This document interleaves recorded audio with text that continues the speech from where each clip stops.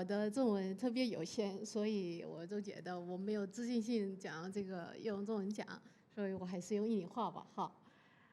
Selamat pagi semuanya. Terima kasih atas kesempatan yang sangat baik ini. Tadi sudah ada beberapa pembicara yang luar biasa dan saya khawatir Bapak Ibu nanti kalau dibandingkan saya kalah. Jadi supaya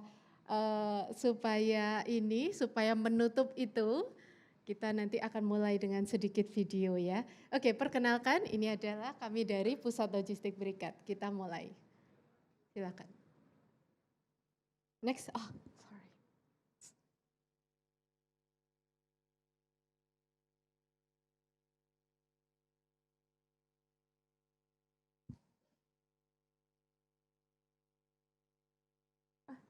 Suaranya?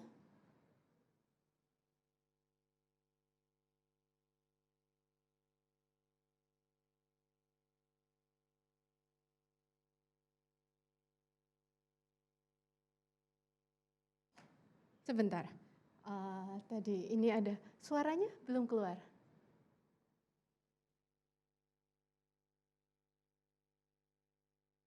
Ini bagian dari skenario supaya tidak ketiduran. Jadi ada waktu untuk ngobrol sebentar ya.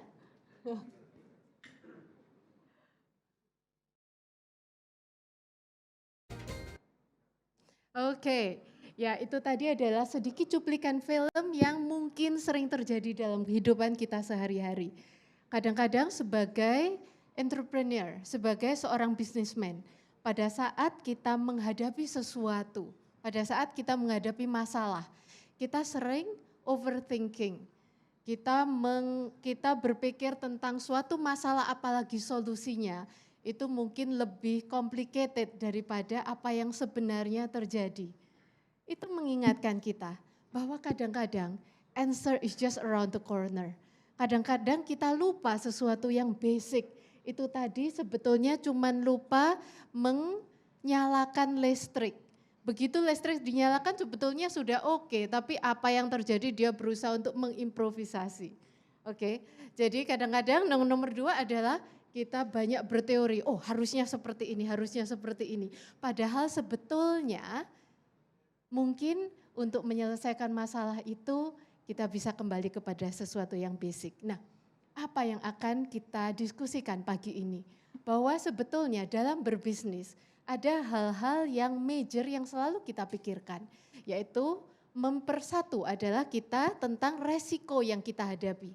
Bagaimana memperkecil resiko yang kita hadapi. Nomor 2 adalah untuk mengurangi kemungkinan uncertainty atau hal yang tidak bisa diprediksi. Dan yang ketiga dan yang paling penting tentunya adalah bagaimana cara menghemat cash flow. Itulah exactly yang akan kita diskusikan hari ini. Oke. Selamat datang, kebetulan saya adalah chairman dari Pusat Logistik Berikat Indonesia, yang kebetulan fasilitas ini adalah fasilitas yang cukup baru, salah satu fasilitas yang baru oleh pemerintah Indonesia, yang juga digagas salah satunya oleh Pak Bambang Brojonegoro yang tadi sudah kalian Bapak Ibu sekalian dengarkan ya. Kemudian kita akan diskusi tentang bagaimana PLB berjalan dan study case. Oke, sebetulnya PLB itu apa? PLB atau Bonded Logistics Center ya, apa itu? Oke, bagaimana ini mulai? Ini digagas oleh pemerintahan zaman Jokowi, jadi yang terbaru. Pada saat itu tahun 2016 pada saat Pak Jokowi barusan terpilih ya pada tahun 2015, bahwa idenya adalah sebetulnya nomor 1 bahwa Indonesia adalah di salah satu negara ASEAN. Total negara ASEAN ada 11. Total populasi dari semua negara ASEAN ada 670 juta. Di mana Indonesia populasinya 280 juta. Jadi kurang lebih populasi Indonesia saja salah satu dari 11 negara ASEAN ini sudah 40% dari total negara ASEAN. Jadi kalau Bapak Ibu sekalian berada di sini dan menanamkan modal di Indonesia adalah keputusan yang tepat. Tapi sayangnya kalau tidak ada kemudahan dalam berbisnis, logistik Indonesia adalah salah satu yang tertinggi. Jadi tujuannya bagaimana nanti bisa menjadikan Indonesia sebagai hub logistik ASEAN. Nomor 2, kemudian Indonesia Pak melalui pemerintahan Jokowi saat itu Indonesia ready untuk develop beyond Java. Jadi saat itu sebelumnya meskipun karena Indonesia ini negara kepulauan ya, bagaimana bisa mengembangkan lebih dari sekedar Jawa. Nah tentunya karena Indonesia negara kepulauan, salah satu dari yang paling besar biayanya adalah biaya pada saat ada di pelabuhan. Jadi strategi yang diambil adalah bagaimana untuk mengurangi detention, demurrage, dan high port charges. Intinya adalah bagaimana mendekatkan luar negeri lebih dekat ke Indonesia. Karena itu, goal atau tujuan dari adanya Pusat Logistik Berikat atau PLB adalah Indonesia untuk menjadi logistik hub ASEAN dan bagaimana untuk lebih mensupport industrial growth dan reduce logistic cost. Bagaimana dia berjalan? Oke, ini contohnya ya, how PLB works. Pasti kalau berbisnis di banyak negara, di negara manapun, itu tidak mungkin satu negara menjadi sumber dari segala-galanya. Ada barang import dan ada barang yang dieksporkan. Apa guna PLB untuk import? Guna PLB untuk import adalah pada saat dari pelabuhan, kemudian masuk ke PLB, dianggap belum import. Dianggap itu masih ada di negara asal. Jadi karena itu maka tidak perlu membayar bea masuk dulu. Jadi semua konsekuensinya karena masih dianggap di negara di foreign country, maka dia tidak perlu membayar bea masuk dulu. Dan karena Indonesia juga banyak ketentuan tentang ketentuan impor, tentang kuota dan lain-lain, itu tidak perlu dipenuhi pada saat akan keluar dari pelabuhan. Jadi dengan demikian maka logistik cost pada saat di pelabuhan akan menjadi sangat rendah. Dari pelabuhan segera bisa ditarik ke PLB. Nanti ketentuan importnya bayar bea masuk apabila perlu membayar bea masuk. Kuota impor dan lain-lain itu semuanya bisa diselesaikan pada saat akan keluar dari PLB.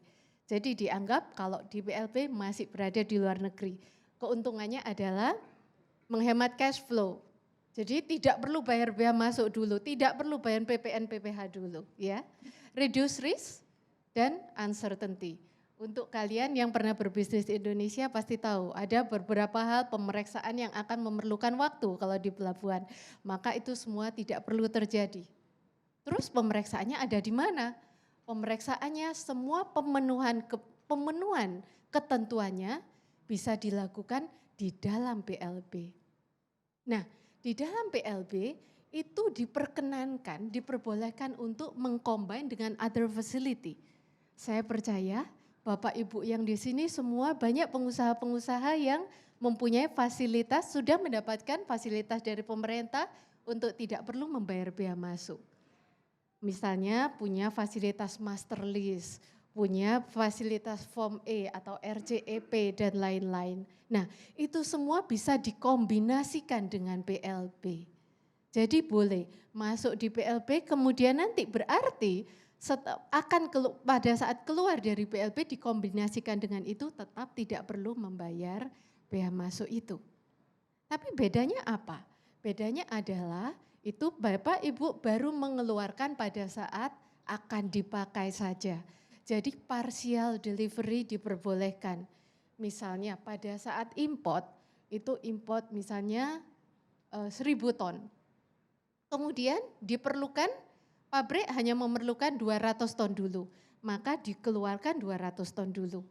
Atau saat itu masih belum ada PI, ketentuan atau persetujuan impor, maka ditunggu dulu saja di dalam PLB, tidak perlu membayar biaya, membayar biaya port charges atau apa yang besar, semuanya bisa dilakukan saat menunggu itu sambil menunggu ketentuan dokumentasinya disetujui oleh pemerintah, bisa menunggu di dalam PLB.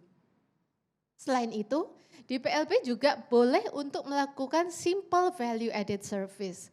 Jadi boleh misalnya digabungkan dengan barang-barang yang lainnya. Jadi barang import dari China, import dari Jerman, import dari mana, kemudian digabungkan untuk di-ship bersama, itu juga diperkenankan. Benefitnya apa? Keuntungannya adalah fleksibilitas dan increase potential and opportunity. Jadi sangat diperbolehkan juga ternyata apabila barang yang diimport ini bukan untuk Indonesia, tapi untuk Vietnam. Mungkin saya percaya Bapak Ibu sekalian mempunyai selain di Indonesia juga mempunyai investasi di negara lain. Barang yang dimasukkan itu bukan untuk Indonesia, tapi untuk kantor yang di Vietnam, kantor yang di Thailand. Bisa ditumpuk di Indonesia dan saya percaya Indonesia sangat bisa bersaing dalam biaya penumpukan. Jadi ini bisa menjadi hub untuk Southeast Asia. Sedangkan untuk ekspor dari pabrik atau dari factory Bapak Ibu untuk masuk ke PLB, begitu masuk ke PLB dianggap sudah ekspor. Dianggap sudah ekspor. Karena itu sebelum masuk ke PLB membayar semua ketentuan kepabeanan untuk ekspor, kemudian dianggap sudah ekspor. Karena itu sudah dan di dalam PLB boleh ditumpuk selama 3 tahun. Dan di sana berarti sudah imun terhadap peraturan Indonesia. Misalnya tahun depan Indonesia bilang, oh tidak boleh ekspor mineral tertentu. Tapi kalau sudah masuk ke PLB dengan PLB ekspor, maka sudah peraturan itu tidak berlaku karena dia dianggap dia sudah berada di luar negeri. Benefitnya adalah save cash flow, reduce risk and uncertainty. Nah, sekarang kita study case ya. Oke, study case pertama, PLB sebagai fasilitas transit. Apa yang terjadi? Berarti contohnya adalah apabila Bapak Ibu masukkan barang dari berbagai negara, dari Amerika, dari China, dari Rusia, dari manapun juga masuk ke Indonesia pada saat yang berlainan ya. Kemudian semuanya ditumpuk di PLB, ditaruh di bonded logistik dulu. Kalau Bapak Ibu adalah pabrik misalnya, maka menunggu di sana sampai oleh pabrik dibutuhkan. Karena baru saat itu pada saat dibutuhkan baru membayar bea masuk. Ya, jadi boleh partial. Atau kalau Bapak Ibu adalah trading company. Trading company atau ini ya. Jadi ditumpuk di sana sementara menunggu pembeli. Jadi belum ada pembeli, tidak perlu membayar bea masuk dulu. Tunggu saja di PLB, setelah ada pembeli, baru bayar bea masuk, baru barang itu dikeluarkan dari PLB. Atau apabila mempunyai bonded zone yang lainnya, juga bisa digabungkan dengan menunggu di PLB. Atau karena Indonesia adalah negara kepulauan, dan sekarang sudah begitu banyak pabrik yang ada di luar pulau, termasuk kalau power plant atau apa ya, mungkin pabriknya ada di Maluku atau di Papua. Tidak setiap minggu, tidak setiap hari kapal itu datang. Maka boleh pada saat itu daripada kalau menunggu di pelabuhan akan sangat mahal, menunggu di PLB untuk digabungkan dengan barang-barang yang lainnya. Sama, untuk ekspor juga demikian. Dari Indonesian factory, dari pabrik di Indonesia ya, Bapak Ibu sekalian yang di Indonesia, ditumpuk di PLB dianggap sudah ekspor, kemudian menunggu pengapalan. Menunggu pengapalan bisa ditunggu di PLB, pada saat itu dia dianggap sudah ekspor. Pengalaman dari klien kami, hal ini bisa sampai saving up to 37%. Dengan cara seperti ini saja, dengan sesuatu yang basic, harapannya adalah ini bisa menjadi strategi baru untuk Bapak Ibu sekalian. Oke, nomor 2 adalah apabila PLB sebagai value added service. Nah, ini menarik. Di PLB bukan cuma untuk tempat transit saja, juga sangat memungkinkan barang misalnya dari dalam negeri, dari Indonesia. Ada barang A, barang B dari lokal, dari Indonesia. kemudian digabungkan dengan barang import, mungkin dari China, barang C, D, kemudian barang dari mana lagi, ya, itu digabungkan. Kemudian masuk ke PLB, dikonsolidasi.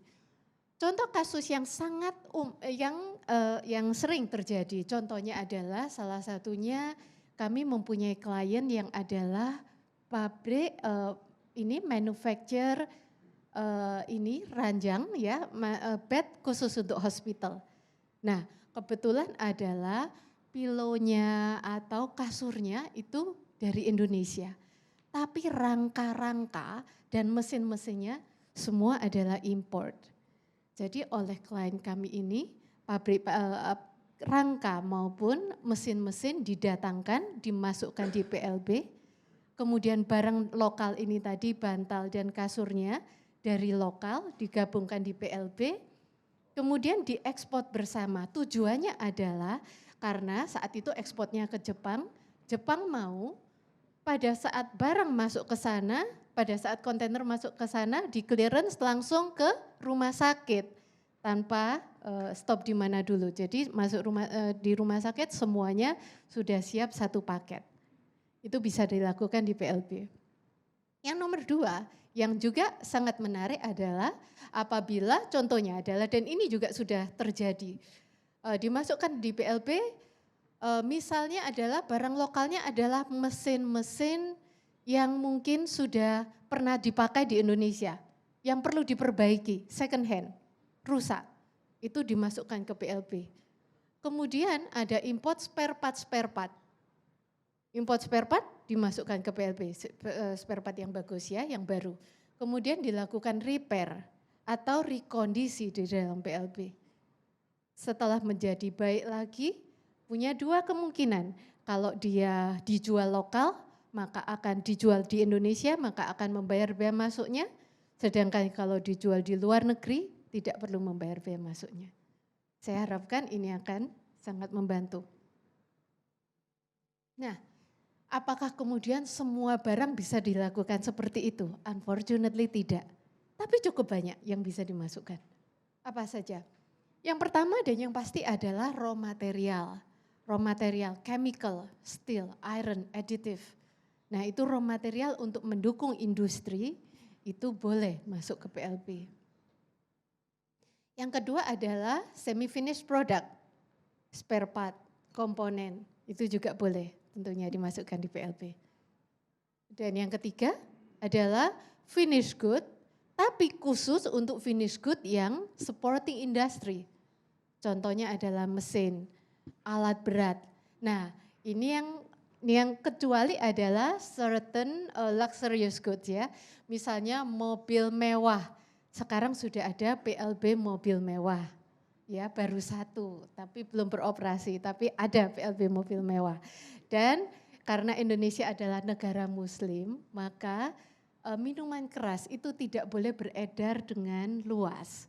Karena mereka juga perlu penempelan pita cukai untuk MMEA wajib via PLB.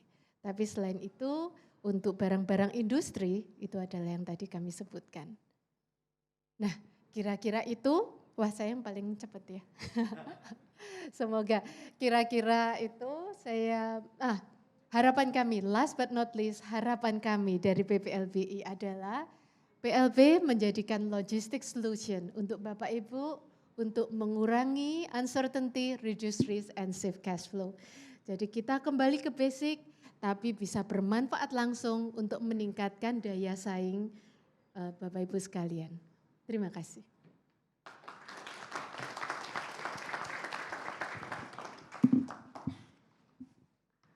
Terima kasih.